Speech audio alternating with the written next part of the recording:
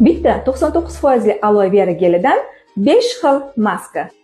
Yuz uchun, ko'zdagi mayda ajinlar uchun, soch uchun, bo'yin uchun, qo'l uchun. Bunaqasi hali bo'lmagan. Yuz uchun oqartiruvchi maska 1 qoshiq aloe gelga bitta ampulaga askorbinoviy kislota qo'shib yuzimizga suramiz.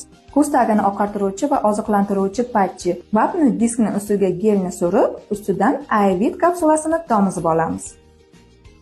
Soch ildizlarini oziqlantiruvchi va to'kilishini oldini oluvchi maska 1 qoshiq aloe gelga 1 qoshiq imberni qo'shib aralashtirib soch ildiziga surtamiz. Bo'yinni yoshartiruvchi maska 1 qoshiq aloe gelga 1 qoshiq glitserinni qo'shib aralashtirib bo'ynimizga surib, strech plyonkasi bilan yopamiz.